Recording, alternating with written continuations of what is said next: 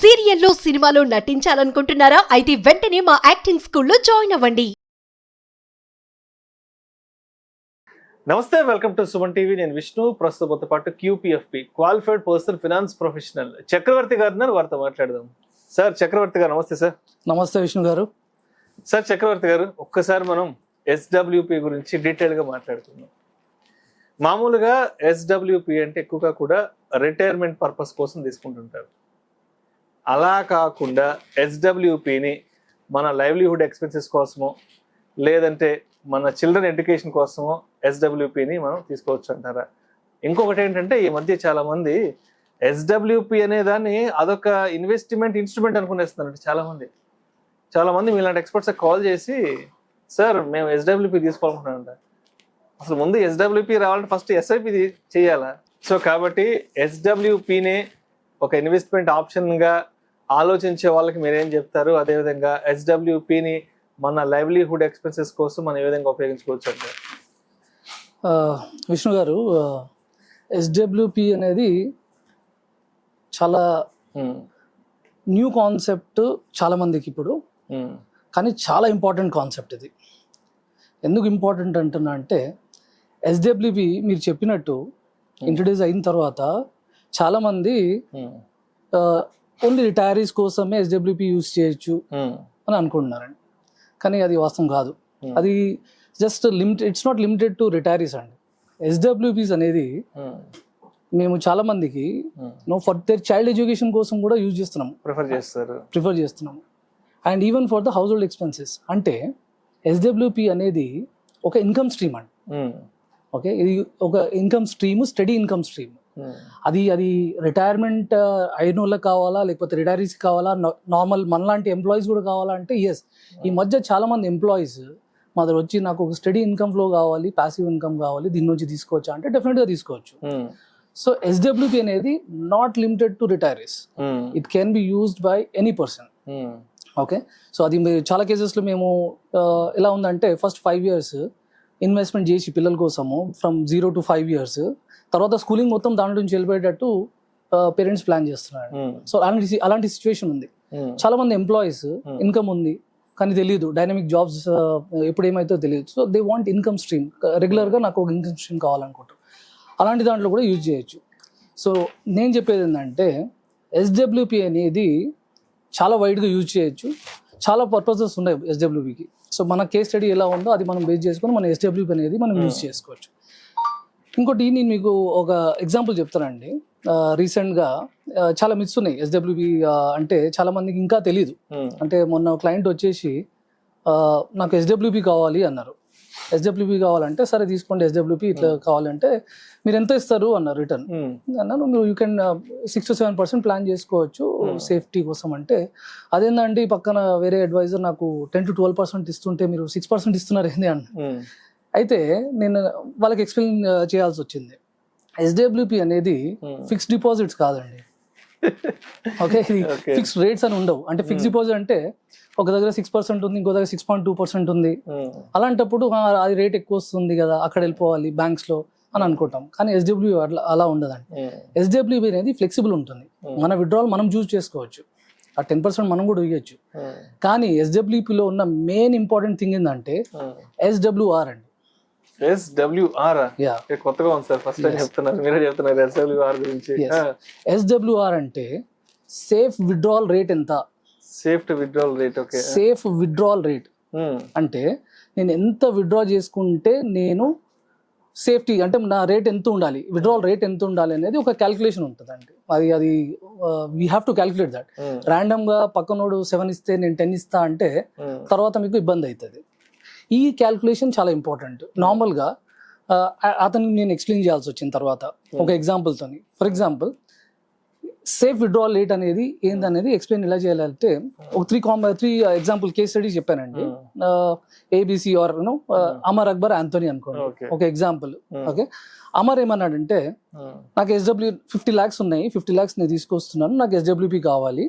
Okay, నాకు 20 years కోసం SWP withdrawal కావాలి అన్నారు. ఒక లంసం పెట్టుకుంటా, ఎస్, ఒక 50 లక్షలు పెట్టుకుంటా అన్నారు. 50 లక్షలు పెట్టుకుంటాను, కానీ నాకు at the end of 20 years నాకు 1 crore కావాలి, క్యాపిటల్ అప్రిసియేషన్ కూడా ఉండాలి అన్నారు. అదొక కేసు. ఓకే. అక్బర్ ఆయన ఏమన్నారంటే నా 50 లక్షలు తీసుకొస్తాను, నాకు ఎస్డబ్ల్యూపీ కావాలి, బట్ నా క్యాపిటల్ ప్రిజర్వ్డ్ ఉండాలి. అంటే నా క్యాపిటల్ నాకు కావాలి after 20 years, which is 50 lakhs. ఇంకో కేసు యాంథనీ.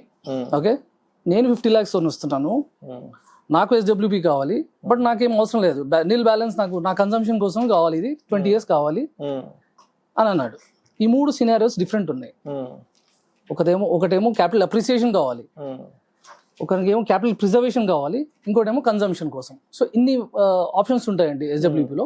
సో మీకు ఏది కావాలి అని నేను అడగడం జరిగింది. సో ఈ 3 సినారియోస్లో మీకు ఒక క్యాల్కులేషన్స్ మీకు జస్ట్ బ్రీఫ్గా చెప్తానండి ఎలా వర్కౌట్ అవుతాయి అనేది. Okay, so for example 50 lakh initial investment అమర్ది. ఓకే, 20 years టైమ్, 1 crore కావాలి at the end of 20 years. ఆయనకి మంత్లీ 12% రిటర్న్ మనము రిటర్న్ చూస్తున్నాము. సో ఆయనకు వర్కౌట్ అయ్యేది 41,957 అండి మంత్లీ ఎస్డబ్ల్యూపీ వర్కౌట్ అవుతుంది. సో అది 20 years గా వస్తుంది. తర్వాత at the end of 20 years 1 crore అనేది ఈజ్ బిల్డ్ 1 crore అదే. ఇంకో కేసు అనుకున్నాం కదండి మన అక్బర్ది, 50 lakhs ఉంది, 20 years, నాకు 50 lakhs నా క్యాపిటల్ నాకు కావాలి. అలాంటి సినారియోలో నా మంత్లీ ఇన్కమ్ అనేది కొంచెం పెరుగుతుందండి. From 41,000 it is 47,440. ఓకే, కొంచెం ఇన్కమ్ పెరుగుతుంది ఎందుకంటే కార్పొరేట్ రిక్వైర్మెంట్ తక్కువ. లాస్ట్ యాంథనీ, నాకు అసలు ఏమొద్దు, నాకు ఎవరు లేరు, నా ఇన్కమ్ మొత్తం నేనే కన్జ్యూమ్ చేసుకుంటా, నాకు కొంచెం ఎక్కువ అయింది అంటే అలాంటి కేసులో ఈయనకు వర్కౌట్ అయ్యేది అరౌండ్ 53,000 అండి.